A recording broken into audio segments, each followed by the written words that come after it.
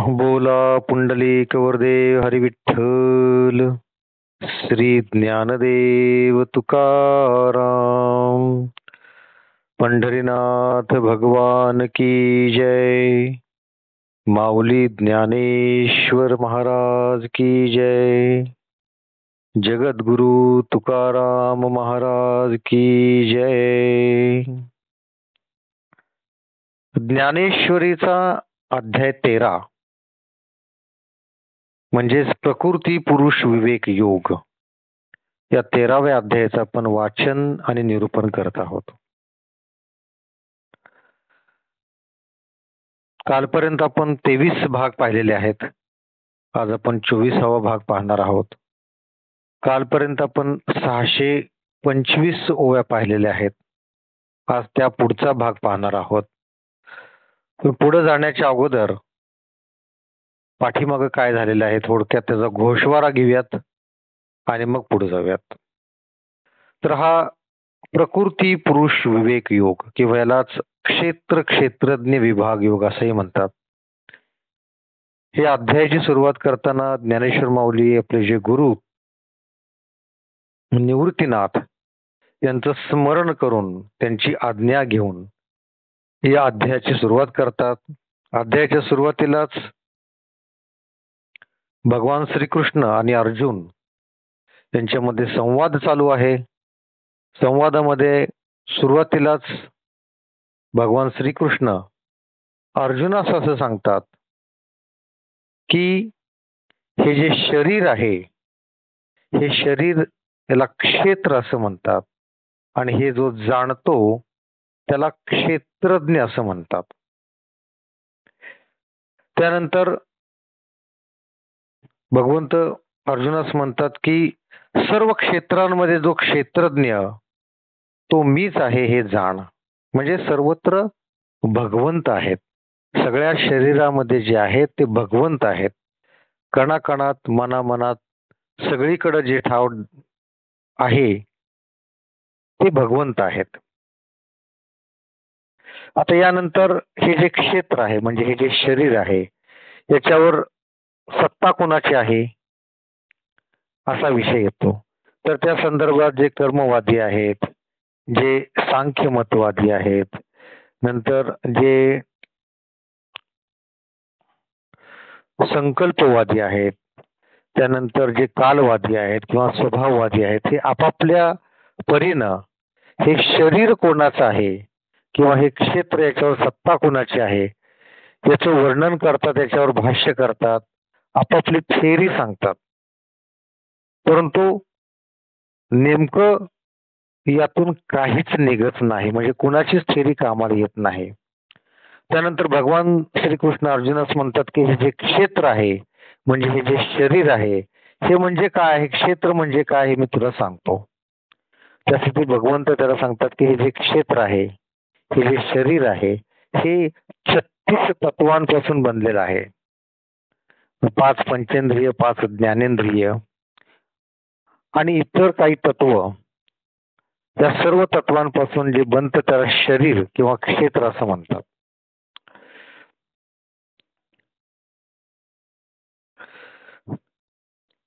त्यानंतर श्लोक नंबर 7 येतो. या 7व्या श्लोकामध्ये सत्पुरुषाची लक्षणं सांगितलेली आहेत. त्यामध्ये मनाची इच्छा नसणे, दांभिकपणा नसणे, अहिंसा, शांती, सरळपणा, आचार्य उपासना, अंतर्बाह्य सुचिरभूतपणा आणि स्थिरता व आत्मसंयम या सगळ्यांचा उहापोह आपण ऐकलेला आहे. आपल्याला ते आपण त्याचं सगळं वाचन आणि निरूपण केलेलं आहे. त्यानंतर विषय येतो की साधक कोणाला म्हणायचं किंवा साधक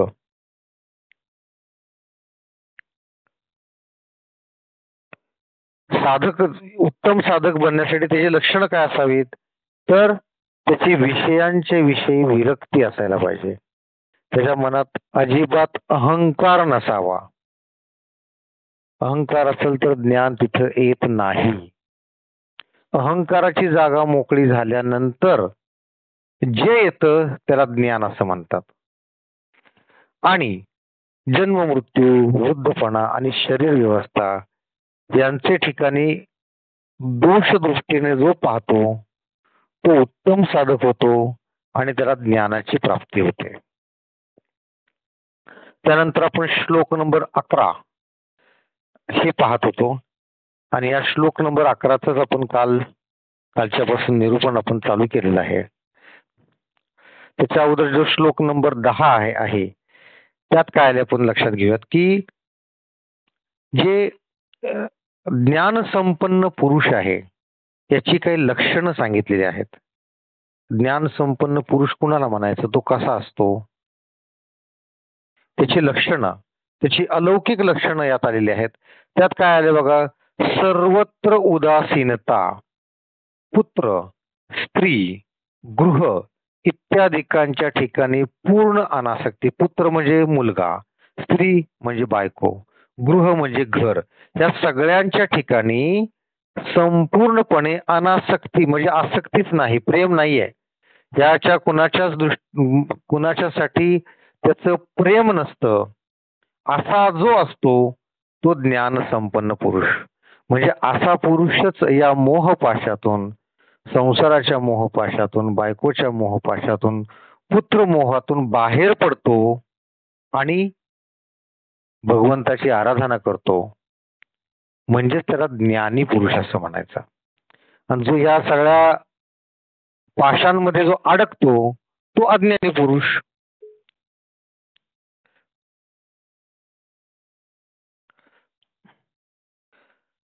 त्यानंतर अनासक्ती व इष्ट अथवा अनिष्ट काही प्राप्त झाले तरी आपल्या चित्ताची समता नेहमी कायम ठेवणे, अशी ही लक्षणं आहेत. त्यानंतर काय आलेलं आहे बघा श्लोक नंबर 10 मध्ये, आणि माझ्या ठिकाणी म्हणजे भगवंताच्या ठिकाणी अनन्य भावे करून निर्दोष भक्ती असणे. भगवंताच्या ठिकाणी अनन्य भावे करून म्हणजे दुसऱ्या कुठल्याही देवाचा, दुसऱ्या कुठल्याही शक्तीचा विचार न करता 100% पूर्ण श्रद्धेने फक्त भगवंताचीच भक्ती करणे, हे ज्ञानी पुरुषाचं लक्षण आहे. आणि काय, एकांतात राहण्याची आवड असणे. म्हणजे असे लोक एकांतात राहतात, शहरात वगैरे गोंगाटात 4 लोकांच्यात मध्ये राहत नाही. कारण 4 लोकांच्यात राहिलं की आपण संसाराकडे आकृष्ट होत जातो आणि जसं आपण संसारात आकृष्ट होत जातो तसं भगवंतापासून दूर फेकलो जातो. त्यामुळे असे लोक जंगलामध्ये, सरोवरच्या काठावर, तीर्थस्थानावर असे लोक भक्तीमध्ये लीन झालेले दिसतात. अजून काय, लोक समुदायात राहण्याची आवड नसते. अशा लोकांना ज्ञान संपन्न पुरुष असं म्हणतात.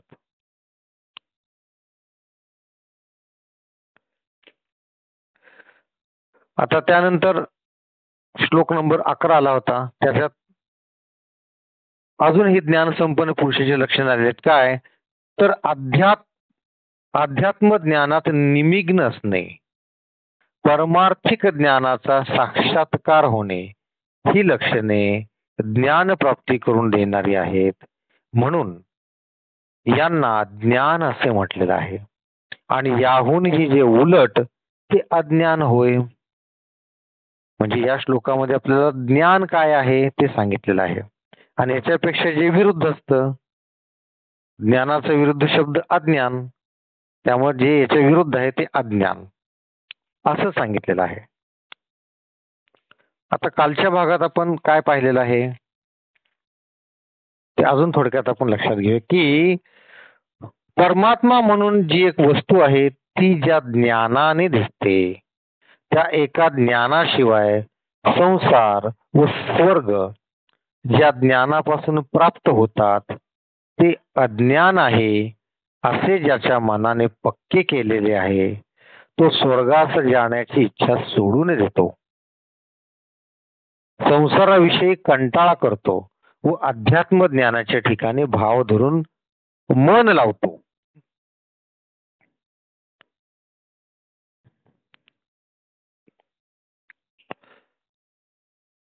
किंवा इतर जे ज्ञान आहे त्याच्याकडे लक्ष न देता फक्त आध्यात्मिक ज्ञानाकडेच आपलं लक्ष स्थिर करतो, मन स्थिर करून लावतो.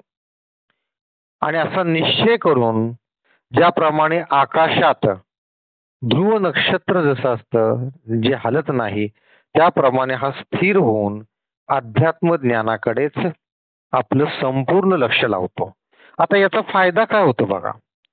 हे जे अध्यात्म ज्ञानाचं आपण पूर्ण लक्ष ठेवून जर अध्यात्म ज्ञानाचा अभ्यास केला तर त्यापासून जे फल मिळतं, हे जे तत्वज्ञान आहे, त्या तत्वज्ञानापासून जे फल मिळतं त्याला ज्ञेय असं म्हणतात.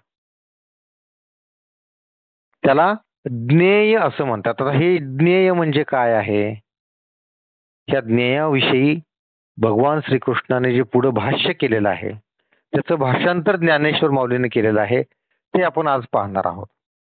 तर भाग नंबर 24 आणि ओळी नंबर 626 पासून आपण आता चालू करूयात. एरवी बोधा आलेनी ज्ञाने, जरी ज्ञेय न दिसेची मने, तरी ज्ञान लाभूही न मने, जाहला सांता. आंधळेनी हाती दिवा, घेऊन काय करावा, तैसा ज्ञान निश्चयो आघवा, वायाची जाय. जरी ज्ञानाचे प्रकाशे, परतत्वी दिठी न पैसे, ते स्फूर्तीची असे अंध होऊनी. म्हणून ज्ञान जे तुले दावी, ते तुले वास्तूची आघवी, ते देखे ऐसी व्हावी बुद्धी चोख.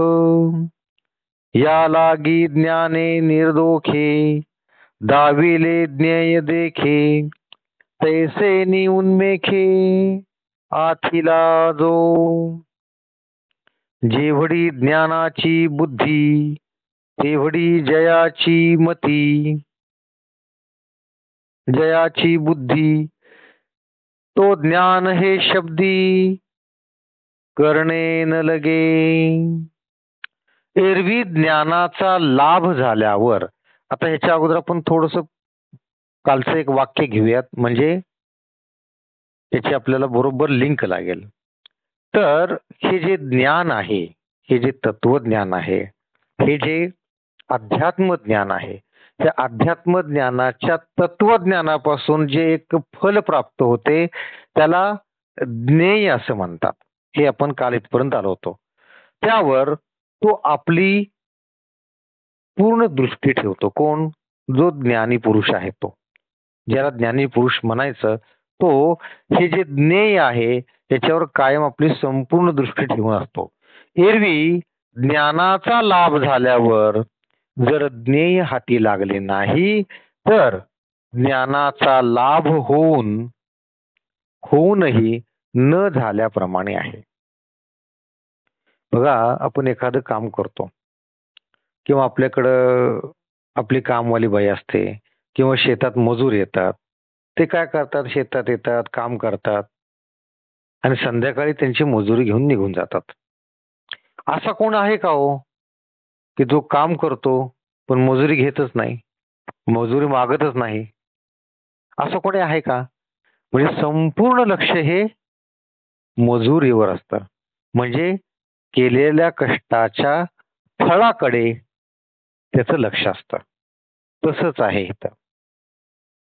हे जे ज्ञानी पुरुष असतात त्यांचं हे जे तत्वज्ञानापासून जे फल प्राप्त होतं, म्हणजे जे ज्ञेय आहे, त्याच्याकडे संपूर्ण लक्ष असतं. लक्षात आलं? एरवी ज्ञानाचा लाभ झाल्यावर जे ज्ञेय हाती लागले नाही तर ज्ञानाचा लाभ होऊनही न झाल्याप्रमाणे आहे. म्हणजे काम केलं आणि पैसे नाही मिळलं, घरी बायको काय म्हणणार आहे? घरात तर येऊ देईल का बायको? पैसे घेऊन या मग घरी या म्हणणार. तसं आहे हे, की तुम्ही सगळं ज्ञानाचा अभ्यास केला, ज्ञान धारण केलं, पण त्याचं जे फळ आहे, जे ज्ञेय आहे, ते जर नाही मिळालं तर काही उपयोग नाही. आता यासाठी काय उदाहरणं दिलेली आहेत. आंधळ्याने हाती दिवा घेतला असता त्याचा त्याला काय उपयोग आहे? काय उपयोग नाही. आंधळा एखादा दिवा घेऊन निघाला, त्याला काय रस्ता दिसणार आहे का? रस्ता दिसण्यासाठी डोळस माणसाच्या हातात दिवा असेल तर त्याचा उपयोग आहे. समजा रस्त्यानं चाललेला आहे, रस्त्यात अंधार आहे, म्हणून एखाद्या माणसानं हातात कंदील घेऊन निघाला, ठीक आहे, त्याला तो रस्ता दिसू शकेल. पण जो आंधळाच आहे, जन्मापासून आंधळाच आहे, त्याच्या आयुष्यात कधी प्रकाशच दिसलेला नाहीये, तर त्याला दिवा घेऊन त्याचा उपयोग आहे का? काही उपयोग नाहीये. त्याप्रमाणे ज्ञानाचा नुसता निश्चय करून जर आत्मदर्शन झाले नाही तर ते व्यर्थ होय. म्हणजे आत्मदर्शन होणे हे महत्वाचे आहे. आपण आपलं आत्मदर्शन म्हणजे आपल्याला आपल्या आत्म्याचं दर्शन व्हायला हवं. तुम्ही कोण आहात हे तुम्हाला लक्षात यायला पाहिजे. यासाठीच आपण म्हणतो ना की आत्मपरीक्षण करायला हवं. आपण लगेचच दुसऱ्याला उपदेश करतो, पण त्याच परिस्थितीत जर आपण असू तर आपण त्याच्याही पेक्षा वाईट वागतो. म्हणजे काय? की तुमचं आत्मपरीक्षण कमी आहे. आत्मपरीक्षण म्हणजे तुम्ही स्वतःच परीक्षणच केलेलं नाहीये. आपण फक्त उपदेश करतो आणि एखाद्या कठीण प्रसंगी, एखाद्या वाईट प्रसंगी आपण कोसळून जातो, कारण आत्मपरीक्षण नसतं. तुम्ही कोण आहात? तुमच्या जमेच्या बाजू कुठल्या? आणि तुमच्यात कमतरता कुठल्या? हे दिसणार कधी? कळणार कधी? तुम्ही आत्मपरीक्षण केलं तरच. जसं मुलं शाळेत जातात आणि 3 महिन्यातून 6 महिन्यातून त्यांची परीक्षा असते. परीक्षा का बरं असते? तुम्ही जे काही शिकलेलं आहात त्यातलं तुम्हाला काय समजलं आणि काय नाही समजलं हे त्या शिक्षकांना समजावं यासाठी परीक्षा असते. मग आयुष्यभर आपल्याला कोण आपल्या पाठीमागे शिक्षक असणार आहे का? नाही. तर आपणच आपली परीक्षा घ्यायची असते. म्हणजे काय? आपणच आपलं परीक्षण करायचं असतं. म्हणजे काय? आत्मपरीक्षण करायचं असतं. म्हणजे आपल्याला आपले दोष कळतात. आपले दोष कळले की आपल्याला ते दोष बाजूला काढता येतात. आपले दोष समजण्यासाठी आपल्यातली जमेची बाजू म्हणजे आपल्यात काही गुण समजण्यासाठी आत्मपरीक्षण महत्वाचं असतं. तेच इथं सांगितलेलं आहे की जर आत्मदर्शन झाले नाही तर त्या ज्ञानाचा नुसतं निश्चय करून काय उपयोग? व्यर्थ आहे ते सगळं. म्हणजे याचं जे ज्ञेय जे आहे ते म्हणजे काय? तर आत्मदर्शन आहे. जर ज्ञानाचे प्रकाशाने परमात्म्याची प्राप्ती होत नाही तर ती बुद्धी आंधळ्याप्रमाणे निरर्थक आहे. जर ज्ञानाच्या प्रकाशाने जे ज्ञान आहे त्याच्या प्रकाशाने जर परमात्म्याची जर प्राप्ती होत नाही तर ती बुद्धी आंधळ्याप्रमाणे निरर्थक आहे. तुम्ही रात्रंदिवस काम केलं आणि तुम्हाला पैसेच मिळले नाहीत, निरर्थकच ना सगळं. दिवसभर काम केलेलं वाया गेलं ते. तसं आहे ते. तर तुम्ही तुमचा उद्देश काय असला पाहिजे? की एखाद्या मजुराचा उद्देश काय असतो? दिवसभर काम करायचं. काम करणं हा उद्देश नसतो. त्यानंतर मिळणारे पैसे, त्याची मजुरी हा त्याचा उद्देश असतो. तसंच जे ज्ञानी लोक असतात ते अध्यात्माचं अभ्यास करून त्यांचा उद्देश काय असतो? परमात्म्याची प्राप्ती. ती जर होत नसेल तर त्याचा काही उपयोग नाहीये. आणि ही जी परमात्म्याची प्राप्ती आहे किंवा आत्मदर्शन आहे किंवा तत्वज्ञानापासून मिळणारं जे फळ आहे त्यालाच ज्ञेय असं म्हणतात. म्हणून त्या ज्ञानाने जिकडे पाहावे तिकडे परमात्माच दृष्टीस पडतो. ते ज्ञान प्राप्त व्हावे अशी ज्याला चांगली बुद्धी झाली आहे म्हणून त्या निर्दोष ज्ञानाने जाणावयाची वस्तू दृष्टीस पडते. त्याच ज्ञानाने जो संपन्न झाला आहे अशा प्रकारे ज्याच्या ज्ञानाला चोहोकडे ज्ञेयाशिवाय दुसरे काहीच दिसत नाही. तो ज्ञानी, तो ज्ञानी आहे असे शब्दांनी वर्णन करण्याचे कारण नाही. म्हणजे काय, की आपण जे ज्ञान मिळवतो, जे तत्वज्ञान मिळवतो, अध्यात्माचा अभ्यास करतो आणि हे सगळं करून तुम्हाला ज्ञानाची प्राप्ती झाली, पण परमात्माची प्राप्ती नाही झाली, मग काय उपयोग त्याचा? तुम्हाला ज्ञान तर भरपूर झालेलं, पण त्या ज्ञानाचं पैशात रूपांतर नाही झालं. थोडक्यात एखादं PhD झालेलं आहे, अशी भरपूर उदाहरणं आहेत समाजामध्ये. PhD झालेली मुलं शिपायाच्या पदासाठी अर्ज करतात. मग ते शिपायाच्या पदात समजा त्याची भरती जर झाली, तर तिथे त्याच्या ज्ञानाचा काय उपयोग आहे का? काहीच उपयोग नाही. तसंच तुम्हाला ज्ञान भरपूर झालेलं आहे, पण तुम्हाला परमात्म्याची प्राप्ती नाही झाली, तर त्याचा काही उपयोग नाही. म्हणजे आपलं जे ज्ञान आहे त्याचा उपयोग आपण परमात्म्याची प्राप्ती करून घेण्यासाठी त्याचा उपयोग केला पाहिजे. त्यालाच ज्ञेय असं म्हणतात. पै ज्ञानाची ये प्रभेसवे, जयाची मते ज्ञेयी पावे, तो आधारणीया शिवे परतत्वाते.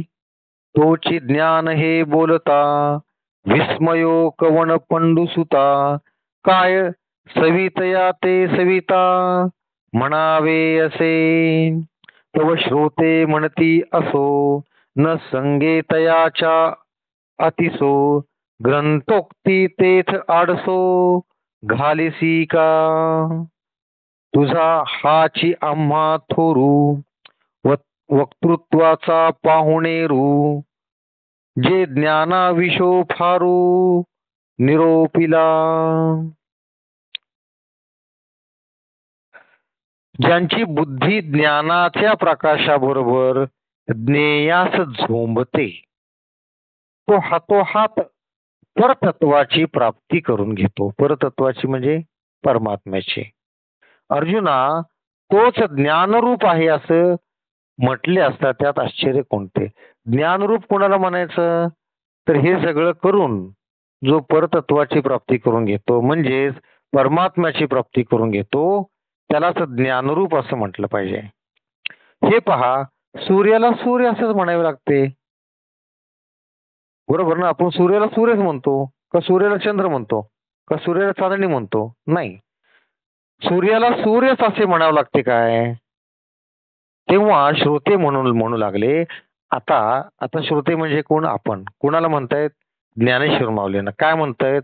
आता ज्ञानाविषयी अधिक स्पष्टीकरण करण्याचे कारण नाही, आम्हाला ज्ञान काय ते समजलेलं आहे. माऊली, तुम्ही आता ज्ञानाच्या विषयी अधिक स्पष्टीकरण करू नका. मग गीतेचा अर्थ सांगण्याच्या आड का येतोस? तू आम्हास ज्ञानाविषयी पूर्णपणे माहिती करून दिलीस, हा तुझे वक्तृत्वाचा आम्हास मोठा लाभ झाला. श्रोते काय म्हणतात ज्ञानेश्वर माऊलींना? तुम्ही या गीतेत जे सांगितलेले आहे, ज्ञानाविषयी तुम्ही जे आम्हाला माहिती करून दिलेली आहे, त्याचा तुमच्या वक्तृत्वाचा आम्हाला मोठा लाभ झाला आहे. रसू होवावा आत्मी मातृ, हा घेतासी कवी मंत्रू. तरी अवंतितू शत्रू, करीतोसी कागा. ठाई बैसितिये वेळे, जे रससोय घेऊनी पिळे.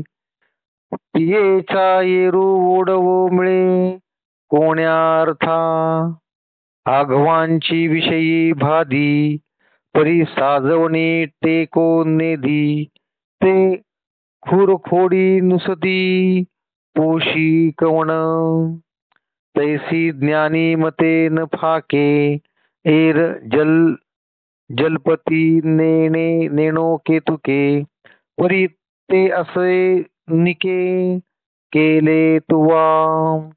जया ज्ञान लेशोदेशे कीजिते. योगादी सायसे, ते धणीचे आणि तुझिया ऐसे निरूपण. इतर कवी कोणत्याही वस्तूचे वर्णन करू लागले असता त्या वस्तूविषयी वर्णन करता तिच्या उपयोगांविषयी मोठ्या कौतुकाने फाजील वर्णन करतात. हा कवीचा मंत्र तू आपले वर्तनात आगंतुक प्रमाणे का घुसडतोस?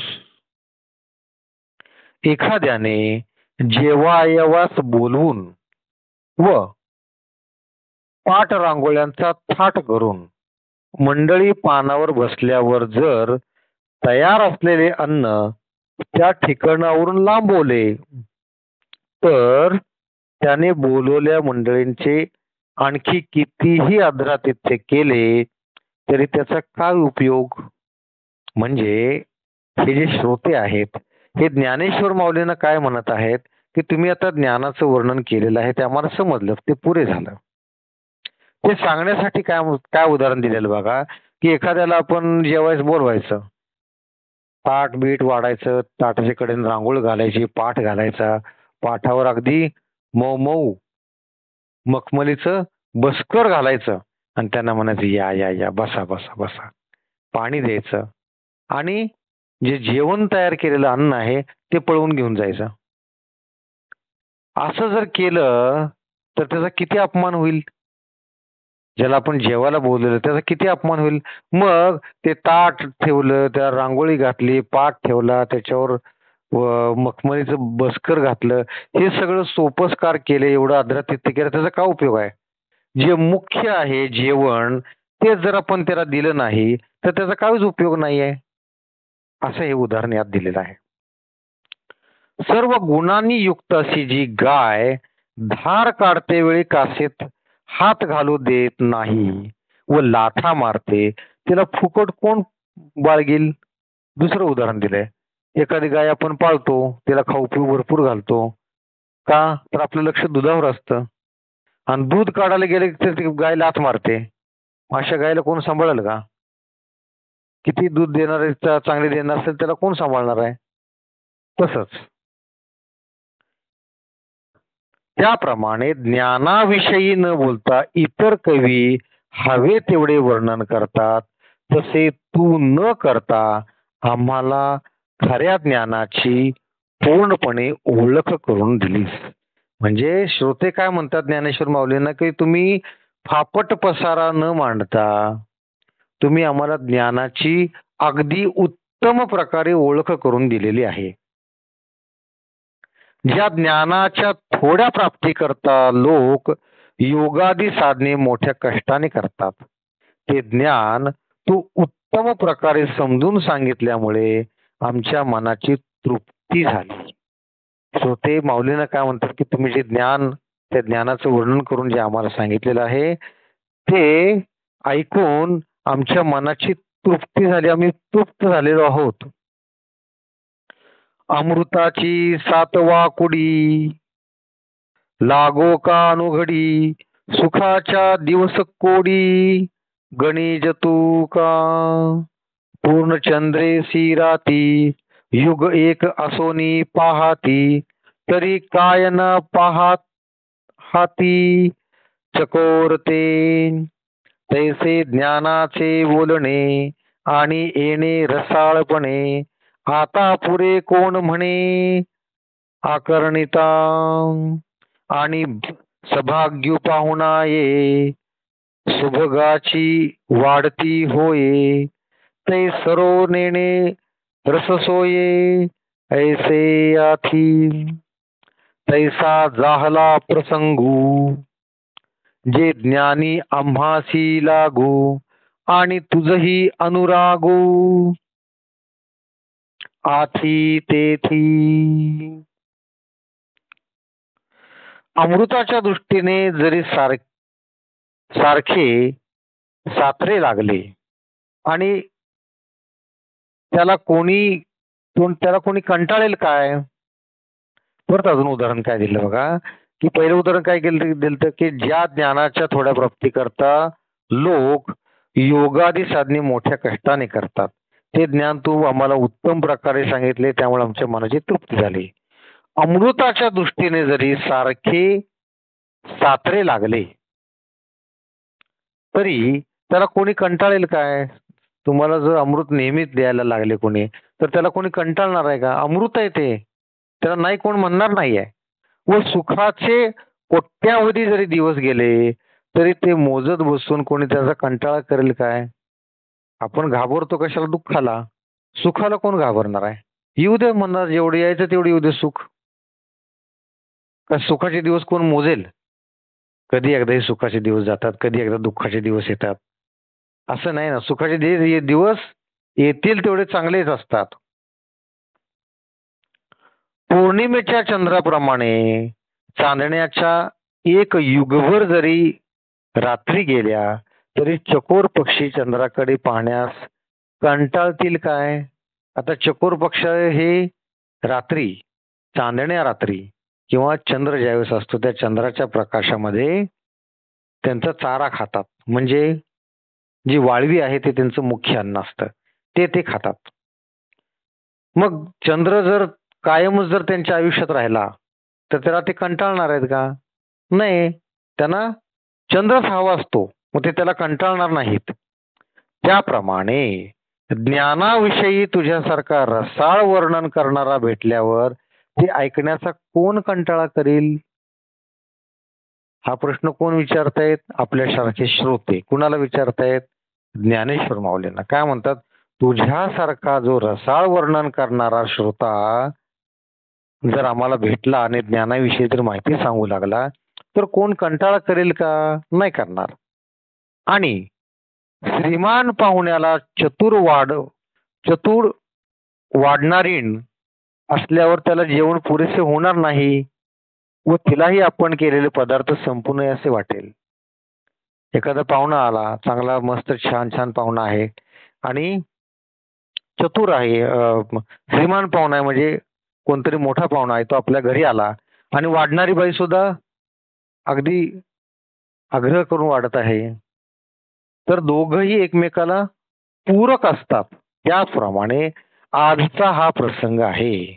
कारण आम्हाला ज्ञानप्राप्तीची आवड असून तुलाही ते सांगण्याविषयी उत्सुकता आहे. जसा एखाद्या पाहुण्याला एखादी आपल्या घरातली स्त्री, कोणी सासरे आले असतील, कोणी तिच्या वडील आले असतील, तर ती अगदी आग्रहानं वाढते, घ्या हो घ्या हो, अजून घ्या हो घ्या हो. तसं ज्ञानेश्वर माऊली या ज्ञानाविषयी आपल्याला हे ज्ञान आपल्याला भरभरून वाढत आहेत आणि आपण त्या श्रीमान, त्या पाहुण्यासारखं आपण ते ज्ञान ओरपत आहोत. त्यामुळे त्याची उत्सुकता आहे. म्हणून या व्याख्याना पासीसे आली चौगुणा, ना म्हणो नयेसी देखणा, होसी ज्ञानी. तरी आता यायावरी प्रज्ञेच्या माझ घरी, पदे साच करी निरूपणी. या संत वाक्य सरीसे, म्हणितले निवृत्ती दासे, माझेही जी ऐसे मनोगत. यावरी आता तुम्ही आज्ञापिला स्वामी, तरी वाया वाग्जळ मी वाढो नेदी. एवं इथे अवधारा ज्ञान लक्षणे 18, श्रीकृष्णे धनुर्धरा निरूपिली. या कारणामुळे तुझ्या व्याख्यानास चौपट बळ आले आहे. तर तुला आम्ही ज्ञानाविषयी तू परिपूर्ण आहेस असे म्हटल्या वाचून कसे राहू? आता ज्ञानेश्वर माऊलीने आपल्याला एवढं ज्ञानाविषयी सांगितलेलं आहे आणि ते ज्ञान, त्या ज्ञानाची प्राप्ती आपल्याला झालेली आहे. मग आपण ज्ञानेश्वर माऊलीने काय म्हणणार? ज्ञानाविषयी तू परिपूर्ण आहेस असंच म्हणणार ना आपण श्रोते. असं म्हणल्याशिवाय आपण राहणार नाही. तर आता यापुढे बुद्धीचे माझघरात ज्ञानाच्या 18 लक्षणांवरून विरुद्ध जे अज्ञान त्याचे वर्णन कर. आता कसं आहे, श्रोते जे आहेत ते ज्ञानेश्वर माऊलींच्या मुखातून त्यांचं व्याख्यान जे ऐकत आहेत ज्ञानाविषयीचं. हे ऐकताना त्यांची अजून उत्कंठा वाढलेली आहे. ते काय म्हणतात, हे जे तू 18 लक्षणं सांगितलेली आहेत ज्ञानाची, ही तू सांगितली आमच्या लक्षात आली. आता अज्ञानाची लक्षणं सांग असं म्हणतात. आता अज्ञानाची लक्षणं सांग, त्याचं वर्णन कर, असं हे आपण श्रोते ज्ञानेश्वर माऊलींना म्हणत आहोत. हे संतांचे भाषण ऐकल्यावर निवृत्ती महाराजांचे जे दास ज्ञानदेव म्हणाले की माझेही मनात असेच आहे. तशात गुरु तुम्ही मला आज्ञा केली तेव्हा आता मी व्यर्थ बडबड करीत नाही. असं म्हटल्यानंतर ज्ञानेश्वर माऊली काय म्हणतात, माझ्याही मनात तेच आहे. मलाही अज्ञानाची लक्षणं सांगायची आहे, त्याचं वर्णन करायचं आहे. तर गुरु म्हणजे निवृत्तीनाथ महाराज, तुम्ही जी मला आज्ञा केली ते बरं झालं, तेव्हा आता मी व्यर्थ बडबड करीत नाही. हे पहा, याप्रमाणे श्रीकृष्णाने अर्जुनास ज्ञानाची 18 लक्षणं सांगितली. आता ही जी ज्ञानाची 18 लक्षणं सांगितलेली आहेत ते आपण आता पाहिलं. आता पुढं काय आहे, तर अज्ञान म्हणजे काय आहे, त्याची लक्षणं कुठली, हे इथून पुढच्या भागात आपण पाहणार आहोत.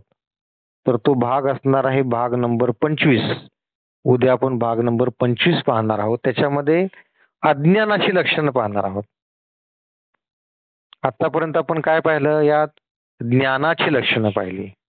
ज्ञानी कुणाला म्हणायचं, ज्ञान. आता ज्ञानी पुरुषाची लक्षणं आपण काय काय पाहिली आपण, किंवा ज्ञान संपन्न पुरुष कुणाला म्हणायचं ते आपण परत अजून एकदा थोडंसं लक्षात घेऊ. म्हणजे उद्या जे आपण अज्ञानाची लक्षणं वाचणार आहोत ते लगेच लक्षात येतील, नाहीतर लक्षात येणार नाहीत. तर ज्ञानाची किंवा ज्ञानी पुरुषाची लक्षणं कोणती कोणती, तर सर्वत्र उदासीनता. अजून काय, पुत्र स्त्री गृह इत्यादीच्या ठिकाणी पूर्ण अनासक्ती. इष्ट अथवा अनिष्ट काही प्राप्त झाले तरी आपल्या चित्तात समता नेहमी कायम ठेवणे. म्हणजे चांगलं झालं तर हुरळून जायचं नाही आणि वाईट झालं तर उगच दुःखी होऊन बसायचं नाही. म्हणजे स्थिरता, मनाची स्थिरता. ही लक्षणं कशाची आहेत, ज्ञान संपन्न पुरुषाची. अजून काय आहेत, आणि भगवंताच्या ठिकाणी अनन्य भावे निर्दोष भक्ती करणे, निर्दोष भक्ती असणे, हे सुद्धा ज्ञान संपन्न पुरुषाचं लक्षण आहे. अजून काय, एकांतात राहण्याची आवड असणे, लोकसमुदायात राहण्याची आवड नसणे, ही सुद्धा लक्षणं ज्ञानी पुरुषाची आहेत किंवा ज्ञान संपन्न पुरुषाची आहेत. अजून काय, अध्यात्मात निमग्न असणे, अध्यात्माचा कायम अभ्यास करत असणे व परमार्थिक ज्ञानाचा साक्षात्कार होणे, ही लक्षणे ज्ञानप्राप्ती करून देणारी आहेत. म्हणून यांना ज्ञान असे म्हटलेले आहे. लक्षात आलं. आता उद्या आपण भाग नंबर 25 पाहणार आहोत. सर्वांनी डोळे मिटायचे आहेत, हात जोडायचे आहेत, भगवंताचं स्मरण करायचं आहे. बोला पुंडलिक वरदेव हरी विठ्ठल, श्री ज्ञानदेव तुकाराम, पंढरीनाथ भगवान की जय, माऊली ज्ञानेश्वर महाराज की जय, जगद्गुरु तुकाराम महाराज की जय, सर्व संतों की जय. जय जय रघुवीर समर्थ. राम कृष्ण हरी.